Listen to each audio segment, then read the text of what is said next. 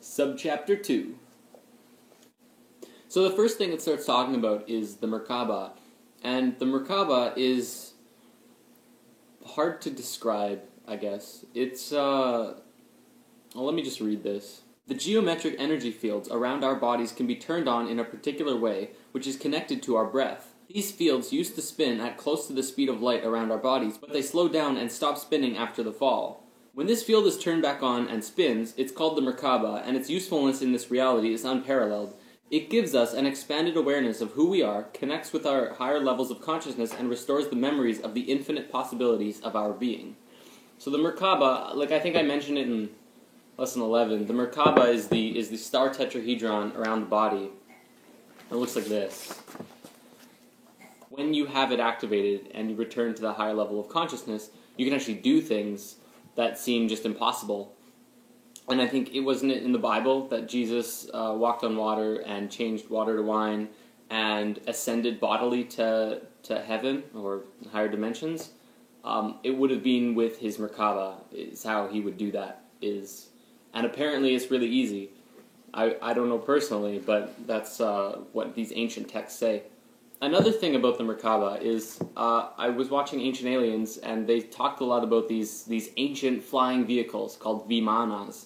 And Vimana sounds a lot like Merkabah, and Merkabah was known all around the world in ancient times as either Merkabah or like Vikaba or all of these different things, but they all had, it was like 3 syllables, and it ended with like an ah and an ah. So it's my theory that the Vimana in all of these ancient texts are actually just referring to the Merkabah, which, yeah, is the same thing.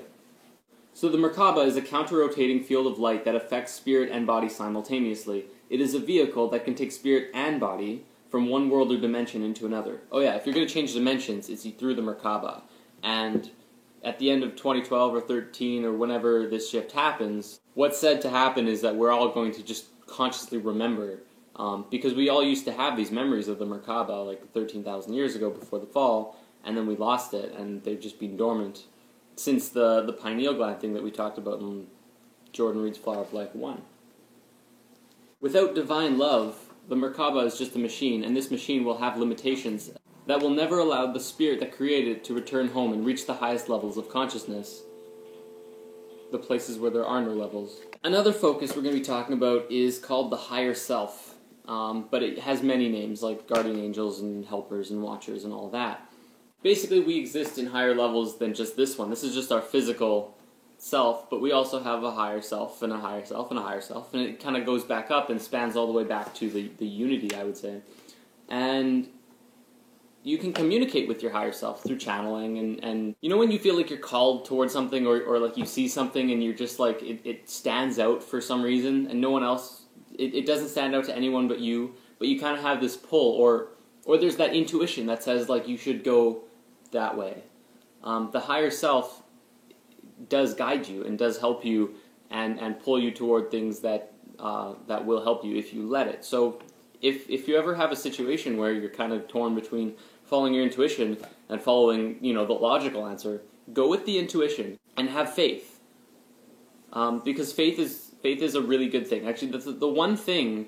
I mean, religions today, everyone wants me to talk about religions. The religions today are, mostly very corrupt and controlling and make people do things that just seem wrong.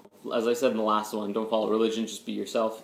But the one thing that religion does offer is faith, and faith is just the best thing ever. In The Secret, for example, they talk about, just expect good things and you'll get good things, and it's ultimately faith that gives you those things. And then it comes up, faith in what? Faith in God, faith in Allah, or whatever. Ultimately, it's going to come down to faith in yourself. Though the faith can be direct, you can latch on to anything and say, this is what's giving me what I need. But ultimately, it's you. It's all you. So have faith that you are going to guide yourself to get exactly what you want. And when you begin secreting using The Secret, you will be pulled to whatever it is you want. Oh yeah, this is cool. He's talking about Marianne Shinfield. He writes, I'm in communication with someone right now who is aware of many levels at once. The scientists who are studying her are speechless. They cannot understand how she's doing what she's doing. She might be sitting in a room, yet she claims to be watching from outer space. NASA checked her out by asking her to see a specific satellite and give specific information that could be known only if someone was actually there. She gave him readings off their instrument, which I'm sure seemed impossible to the scientists. She was flying alongside the satellite and simply read them. Her name is Marianne Shinfield. She is legally blind, yet she can walk around a room and no one would know that she cannot see. How does she do it? She is like a super psychic, because we talked about that in lesson 4. From everything that I've read about Marianne Shinfield, is she kind of sees also with different lenses inside of her head. Each different one shows a different view of some of them are what's around her, and other ones are like her light body in space. And she flies around, and she's been checking out the surface of Mars for NASA and stuff like that. And that's really crazy and awesome, and I'm jealous. What's interesting about that is that many different people who have talked about the super psychics in China, like the Chinese children, many of them report the same thing, the kids who can see out of various screens in their head. Other ones can see out of other things, like some can see out of their armpits, some can see out of their hair, and it's really weird. I don't really get how it works. I guess there's probably some scientist who knows, locked up in some government thing, I don't know. Everything's tied up with government, with this stuff. It's either classified as ridiculous, and then at some high level of government, they're like, oh, it's real, but we can't tell anyone. They think it'll cause a panic and spread chaos throughout the world. I don't think it will, because we're starting to realize this now, and people are starting to wake up. Speaking of waking up, I'm just going on a tangent here. On a channeling, I heard that 2010 was the year of manifestation, and we created many things and problems and solutions, and for example, we recreated the computer with the iPad and tablets in general, and the iPhone, so phones and computers got a complete overhaul. We also, BP oil spill. We finished the Large Hadron Collider, so that was a big deal. There's a bunch of them. But either way, manifestation. This year today, this year now is the year of activation. We are activating, we're waking up, we're realizing. I'm teaching this stuff. I hope you start teaching this stuff and We're realizing our true nature and what we can really do. We've essentially got to this point right now where we are born, we go to school, we work for X amount of years, and then we retire, and then we die. And that's kind of our life, and that's just the pattern that we live through. We don't really allow ourselves to experience life as we really want to. Nobody really wants to just work a dead-end job for 40 years and then retire and die. Why would they? That's not what life's about. Life's about doing whatever you really want and what makes you happy. What we're realizing, I think this year is going to be the big year when people start to realize that they can do anything. And then next year is going to be the big transformation year. There's going to be so many big changes in government and politics and the way that businesses work. Start using geothermal and zero-point energy, because these are two energy sources that are basically completely safe and provide 10,000 times as much energy as gas does, and we're just not shifting off of gas because of the oil companies. But that's going to start to change, and just various other lots of things, and kind of I think how we treat each other as well. We're gonna just naturally fight less, and we're going to naturally begin to be more peaceful, I guess. In getting to the peaceful, there's going to be a lot of shakiness. So I'm not going to say there's not going to be chaos. We're kind of just starting the chaos phase now. There's revolutions rapidly spreading across the Middle East, and there's everything's starting to get really unbalanced. You can see it. So I don't want to say this is going to be. It's going to be shaky for a while, but it's going to be fun. Right now, we're living in a very exciting time. So be excited for today.